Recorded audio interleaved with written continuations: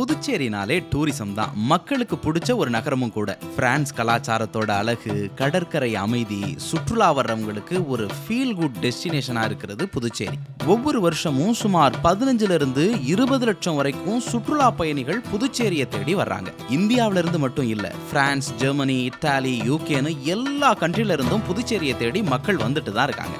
Jose Charles Martin அவர்களோட புதுச்சேரியை சிங்கப்பூரா மாற்றுற முயற்சியில டூரிசம்ங்கிறது இன்னும் பெரிய அளவுக்கு உலக அளவுல பேசப்படும். அப்படி என்னென்ன மாற்றங்கள் சுற்றுலா பயணிகளுக்காக வரப்போகுதுன்னா, கால்வாய் சீரமைப்பு, water taxis, beach games, beach festival, சர்வதேச விழாக்கள், கேளிக்கை பூங்காக்கள், டிஸ்னி லெவல்ல தீம் பார்க்குன்னு புதுச்சேரிய ஒரு சாதாரண சுற்றுலா தலத்திலிருந்து உலகத்தர டெஸ்டினேஷனா மாத்தும். சுற்றுலா வளர்ந்தா வணிகம் வளரும், சிறு தொழில்கள் உயர்வடையும், ஆயிரக்கணக்கான வேலை வாய்ப்புகள் உருவாகும். இதனால புதுச்சேரி வருஷத்துக்கு 51 லட்சத்துக்கும் மேல மக்கள் வரக்கூடிய டூரிஸ்ட் பிளேஸா மாறும். புதுச்சேரி ஏற்கனவே மக்கள் மனசுல இடம் பிடிச்சிருக்கு. இனி உலக வரைபடத்திலேயே முக்கிய இடம் பிடிக்க போகுது. ஜோஸ் சார்லஸ் மார்டின் அவர்களோட புதுச்சேரி 2050 மிஷன் மூலமா மக்களோட இவ்வளவு வருஷ கனவு நிச்சயம் நிறைவேறும்.